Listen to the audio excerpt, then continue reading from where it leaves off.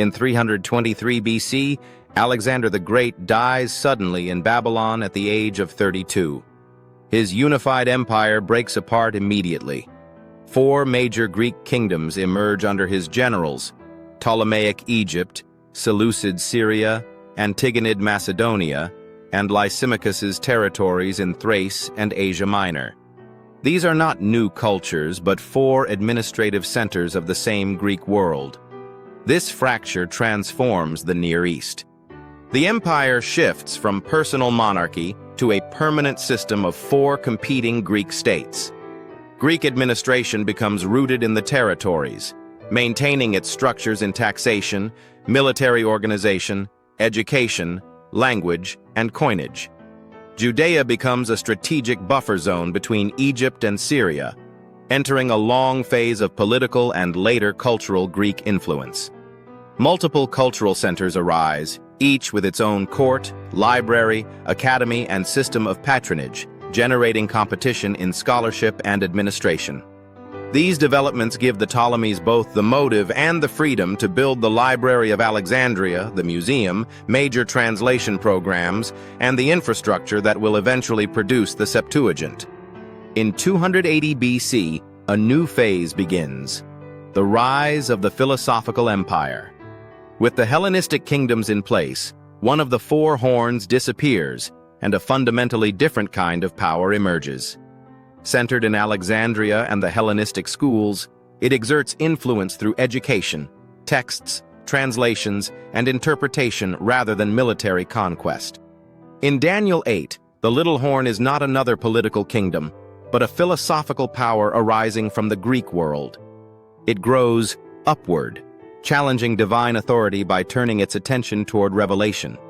Instead of claiming land, it targets scripture. Its attack centers on the daily, the continual presence of God symbolized by the bread of identity, the light of understanding, and the incense of nearness and communication. These represent God's ongoing revelation. The philosophical empire removes this continual presence by replacing revelation with myth and metaphysics, understanding with speculation, and the living word with conceptual systems. In the Alexandrian environment of the Septuagint, Greek philosophy reshapes the text. It alters wording, introduces mythic narratives such as Eden, the flood, Babel, Sodom, and Isaac, and blends Hebrew history with Greek mythological structures. In doing so, it becomes an empire over all later religion, controlling reading, defining canon, introducing allegory and ontology, and positioning itself above prophetic revelation. Between 280 and 180 BC, the LXX era unfolds.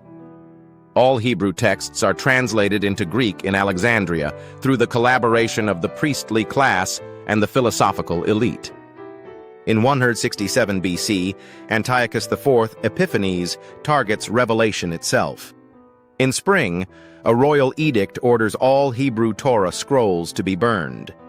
Possession becomes a capital crime, and executions begin immediately.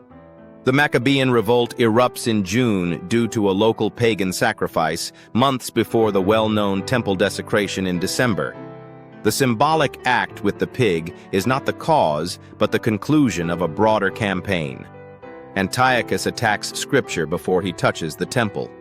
By destroying the text, he undermines the law and renders the ritual meaningless.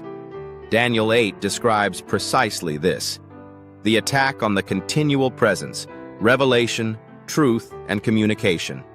Antiochus fulfills this dimension by destroying Hebrew scrolls and replacing them with the LXX. The architectural desecration is secondary. The real desolation is textual.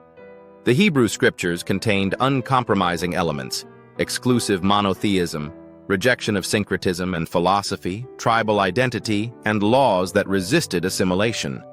These conflicted with Hellenistic ideology. The LXX, already welcomed among Hellenized elites, provided a version of scripture compatible with Greek categories. Hellenized Jewish leaders, including Menelaus, the Tobiad aristocracy, and the gymnasium youth, collaborate with Antiochus. They identify families preserving Hebrew scrolls and assist in their destruction. This becomes an internal cultural conflict in which Jews eliminate their own revelation in favor of Greek thought. As a result, the original Hebrew scrolls vanish from public use. What remains, especially outside Judea, is a Judaism built on the Septuagint. A split emerges, a fragile Hebrew tradition struggling to survive, and a dominant Greek tradition shaping identity. This prepares the rise of interpretive systems inside Judaism, and from here the prophetic narrative advances to its next episode.